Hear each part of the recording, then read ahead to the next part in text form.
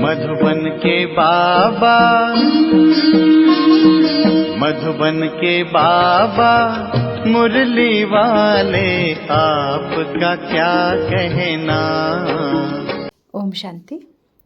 7 जून की मुरली के महावाक्य सुनेंगे। बाबा बोले, मीठे बच्चे, तुम आपस में रूहानी भाई भाई हो। तुम्हारा एक दो से अति प्यार होना चाहिए। तुम प्रेम से भरपूर गंगा बनो, कभी भी लड़ना झगड़ना नहीं। प्रश्न है, रूहानी बाप को कौन से बच्चे बहुत बहुत प्यारे लगते हैं? उत्तर है, पहला, जो श्रीमत पर सारे विश्व का कल्याण कर रहे हैं। दूसरा, जो फूल बने हैं, कभी भी किसी को कांटा नहीं लगाते, आपस में बहुत बहुत प्यार से रहते हैं, कभी रूठते नहीं। ऐसे बच्चे बाप को बहुत बहुत प्यारे लगते हैं। जो देह अभिमान में आकर आपस में लड़ते हैं, लून पानी होते हैं, वह बाप की इज्जत गंवाते हैं। वह बाप की निंदा कराने वाले निंदक हैं। अच्छा, मीठे मीठे सिखिलते बच्चों प्रति माता पिता बाप दादा का याद प्यार और गुड मॉर्निंग। रूहानी बाप के रूहानी बच्चों को नमस्ते। हम रूहानी बच्चों के रूहानी बाप दादा को गुड मॉर्निंग, नमस्ते। ओम शांति बाबा, ओम शांति। धारणा के लिए मुख्य सार है। पहला पॉइंट, प्रेम से भरपूर गंगा बनना है। सबके प्रति प्रेम की दृष्टि रखनी है। कभी भी मुख से उल्टे बोल नहीं बोलने हैं।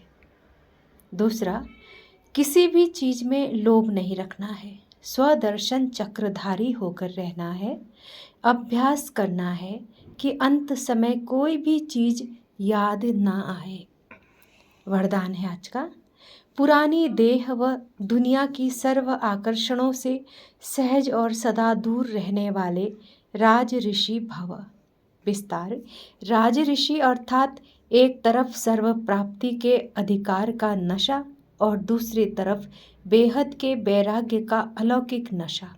वर्तमान समय इन दोनों अभ्यास को बढ़ाते चलो। वैराग्य माना किनारा नहीं, लेकिन सर्व प्राप्ति होते भी हद की आकर्षण मन बुद्धि को आकर्षण में नहीं लाए।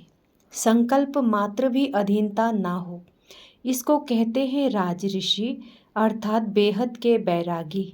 यह पुरानी देह व देह की पुरानी दुनिया, व्यक्त भाव, वैभवों का भाव, इन सब आकर्षणों से सदा और सहज दूर रहने वाले। स्लोगन है, साइंस के साधनों को यूज करो, लेकिन अपने जीवन का आधार नहीं बनाओ। साइंस के साधनों को यूज करो, लेकिन अपने जीवन का आधार नहीं बनाओ। आज मातेश्वरी जी के अनमोल महावाक्य हैं। मातेश्वरी जी ने कहा, देखो, मनुष्य कहते हैं कौरवों और पांडवों की आपस में कुरुक्षेत्र में लड़ाई लगी है, और फिर दिखलाते हैं पांडवों का साथी डायरेक्शन देने वाला श्री कृष्ण था। तो जिस तरफ स्वयं प्रकृतिपति है, उसकी तो विजय जरूर होगी। देखो, सभी बातें मिला दी है। अभी पहले तो इस बात को समझो कि प्रकृतिपति तो परम आत्मा है। श्री कृष्ण तो सतयुग का पहला देवता है। पांडवों का सारथी तो परमात्मा था। अब परमात्मा हम बच्चों को कभी हिंसा नहीं सिखला सकता है। न पांडवों ने हिंसक लड़ाई कर स्वराज्य लिया। यह दुनिया कर्म क्षेत्र है, जिसमें मनुष्य जैसा जैसा कर्म कर बीज बोता है, वैसा अच्छा व बुरा फल भोगता है।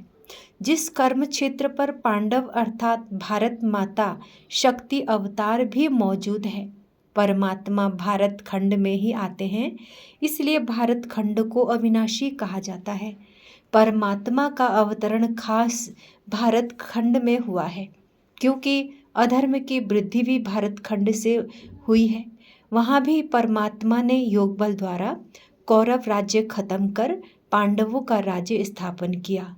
तो परमात्मा ने एक आदि सनातन धर्म स्थापन किया, परंतु भारतवासी अपने महान पवित्र धर्म और श्रेष्ठ कर्म को भूल अपने को हिंदू कहलाते हैं।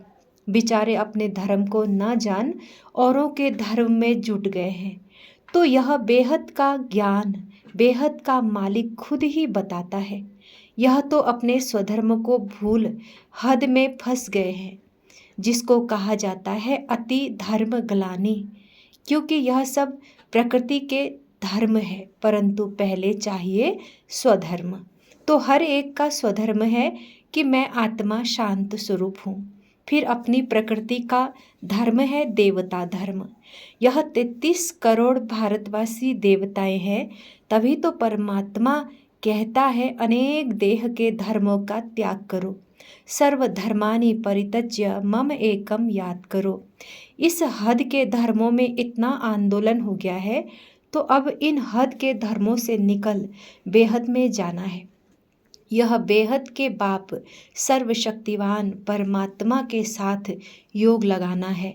तो सर्वशक्तिवान प्रकृतिपति परमात्मा है, न कि श्री कृष्ण।